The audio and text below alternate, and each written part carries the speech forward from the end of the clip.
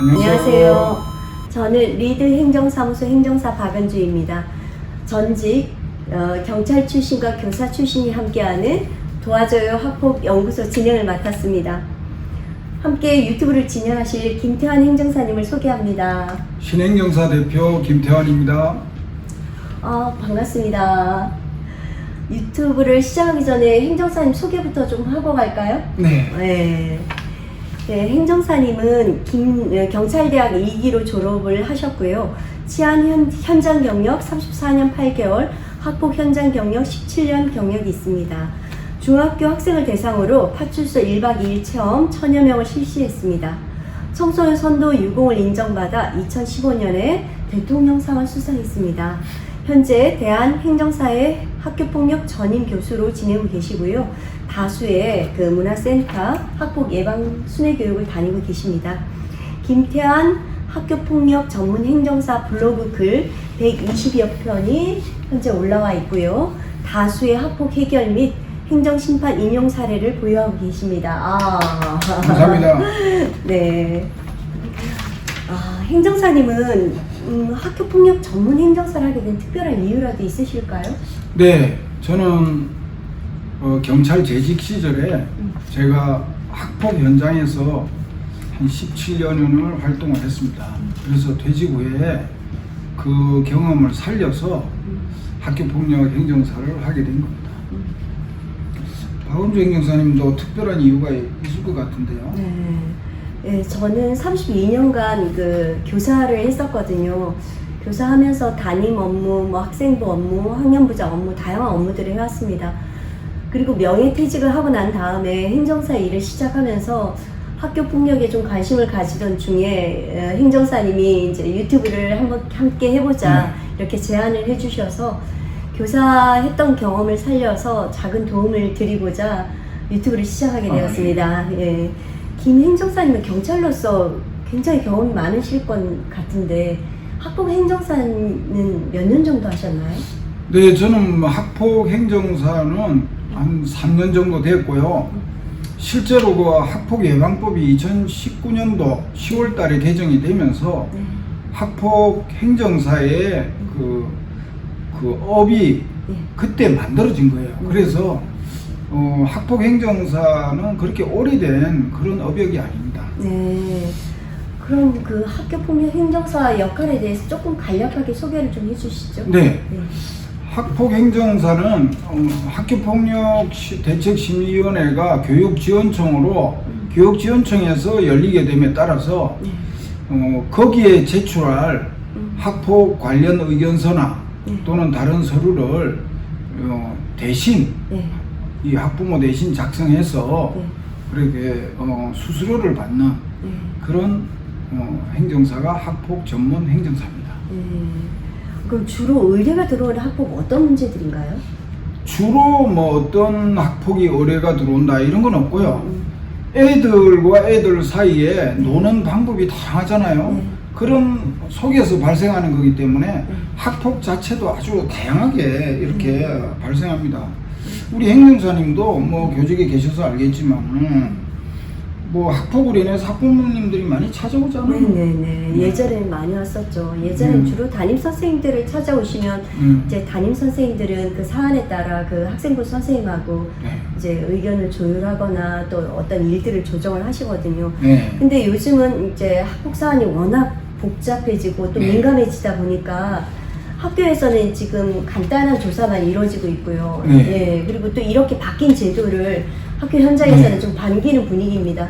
그러다 보니까 학폭에 휘말린 학생이나 학부모님들이 어떤 자문을 구하거나 도움을 요청할 좀 그런 힘든 상황인 것 같아요. 네, 자녀가 부모의 희망이죠. 요즘같이 이 자녀를 한두 명밖에 낳지 않는 그런 분위기 속에서 자녀가 학폭에 휘말렸다 이러면 부모님이 굉장히 힘든 상황이 오게 됩니다.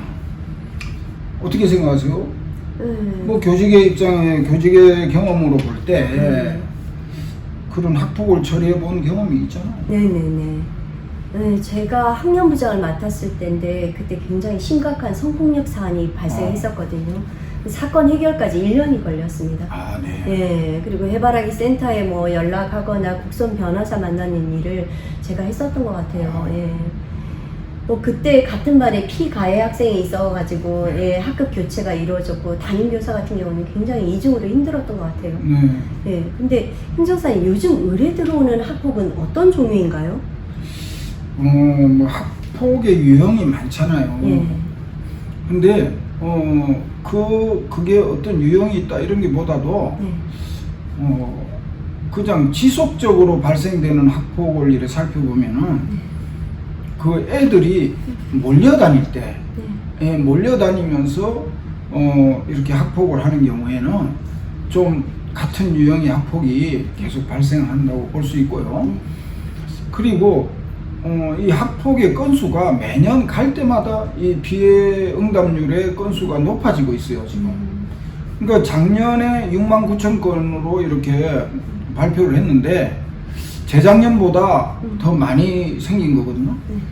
그러면은 학생 수는 줄어지는데 학폭 건수가 왜 이렇게 많아질까? 뭐 그 이유에 대해서 우리 행정사님 생각해 본 적 있나요? 그냥 제 생각을 말씀드리자면 예전하고 조금 가정의 형태가 좀 다르지 않나요? 저희 때는 저만 해도 그 형제 자매가 5명이거든요. 네. 그 행정사님도 5명 중에 장남이라고 네, 들었거든요. 맞습니다. 예. 그래서 요즘은 그 형제 자매가 없는 그 한 자녀 가족이 많고 또 부모님들도 맞벌이를 하시다 보니까 어떤 가정에서 돌봄 기능 그런 것들이 좀 약화되고 있는 것 같아요. 네. 학교는 또 학교대로 또 학생들을 또 네. 지도하고 또 통제하기가 좀 어려운 상황인 것 같아요. 그렇죠. 네. 중고등학교에 제가 주로 근무를 했었는데 네. 중고등학교 같은 경우는 조종례 시간을 빼고는 그 아이들 만날 시간이 없어요. 예, 방과 후에는 아이들이 그 학원 스케줄 때문에 상담할 시간조차 뭐 잡을 수도 없고, 그리고 특히 고등학교 같은 경우는 선택 교과가 워낙 복잡하다 보니까 담임 선생님 수업을 듣지 않는 아이들도 나오거든요. 지금 잘 몰랐네요. 선생님들도 네. 학생들을 만날 시간이 진짜 부족하네요. 네, 진짜 그래요. 그리고 또 뭐 다른 또 뭐 요인으로는 또 놀이 문화가 좀 달라진 것 같아요. 네. 예. 그 제 조카가 중2거든요. 네. 걔만 보더라도 뭐 핸드폰 게임 외에는 신체적인 활동을 전혀 하지 않더라고요. 네. 예. 사실 뭐 그런 다양한 매체를 통해서 쉽고 뭐 빠르게 정보를 흡수하는 부분도 있지만 네. 폭력적이고 선정적인 이런 것들이 많이 노출이 되잖아요. 그렇죠. 그래서 예전에는 학교 폭력이라고 하면은 신체적 폭력이 대부분이었잖아요.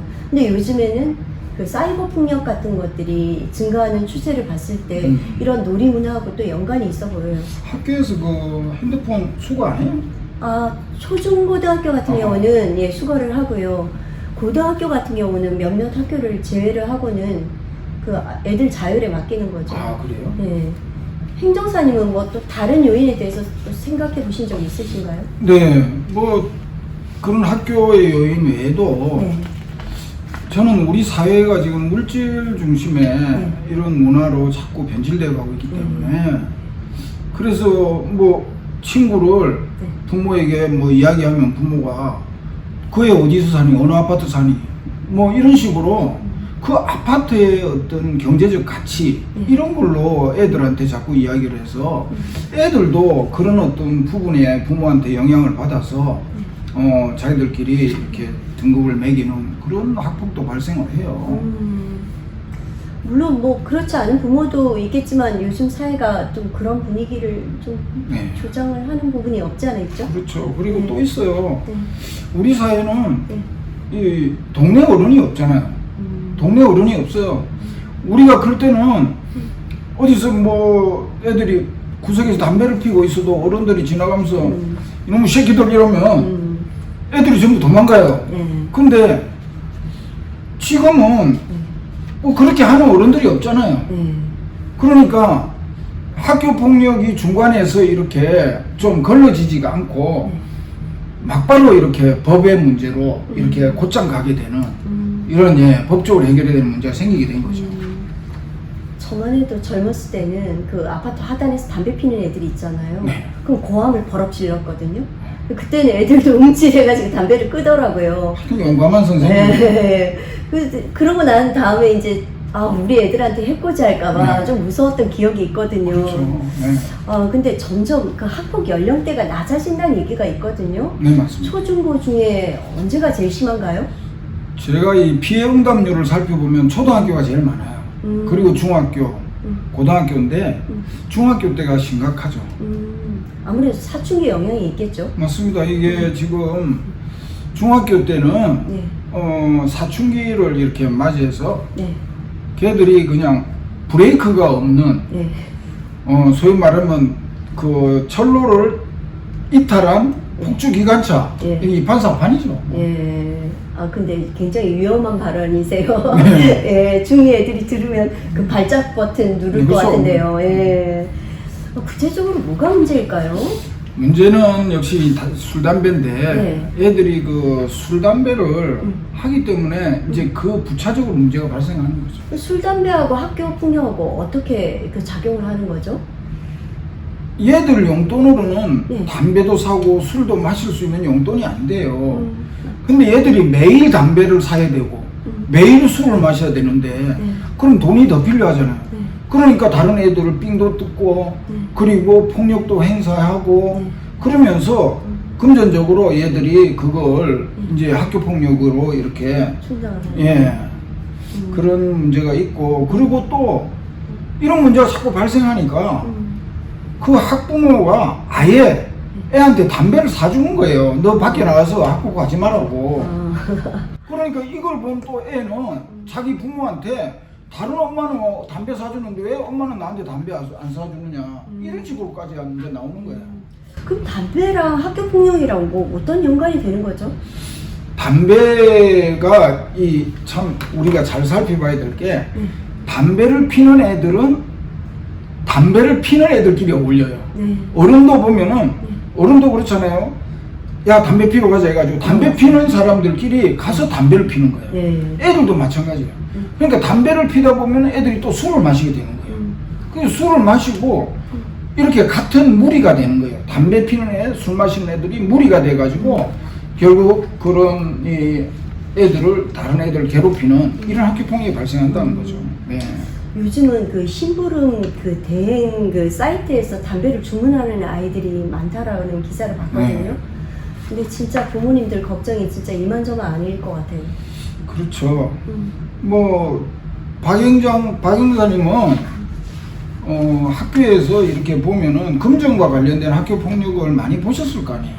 네, 제가 고등학교 1학년 담임을 했을 때 저희 반 애가 그 문자가 왔더라고요. 예, 세뱃돈 모은 돈 30만 원을 자기 친구한테 빌려줬다는 거예요. 근데 그 친구는 뭐 자기가 이걸 돈을 지금 빌리지 않으면 교도소를 가야 되는 상황이다. 뭐 이런 식으로 여러 명한테 빌린 것 같아요. 그러니까. 예, 그 돈 액수가 1,000만 원이라는 얘기를 1,000만 원이 들었어요. 엄청난 거예요. 그렇죠. 예. 그래서 그때 이제 그 가해 부모님한테 연락을 해가지고 돈을 돌려받았던 기억이 나거든요. 그 소위 삥 뜯는다라고 하죠. 그런 일들의 그 금액이 고등학교 같은 경우는 더 굉장히 크다라고 볼 수 있습니다. 그렇죠. 그게 참 성인한테도 1,000만 원은 참 많은 액수인데 애들이 1,000만 원이라는 거죠. 엄청난 사고를 친 거예요. 그렇죠. 네. 학교 폭력 정말 심각합니다. 네. 오늘은 학교 폭력 행정사로 활동하고 있는 저희 소개를 이제 먼저 했고요. 그 다음에 학교 폭력이 일어나는 요인, 그 다음 연령대에 대한 이야기를 나눠봤습니다. 2편에서는 학교 폭력 전문 행정사에게 맡겼을 때 어떤 장점이 있는지 살펴보는 시간을 가지도록 하겠습니다. 전직 경찰 출신과 교사 출신이 꾸미는 유튜브 도와줘요 학폭 연구소는 많은 아이들의 교육과 선도를 해온 경험을 살려 실질적인 도움이 되도록 노력하겠습니다. 이만 방송 마치겠습니다. 같이 구독, 좋아요, 알림 설정 부탁드립니다. 감사합니다. 감사합니다.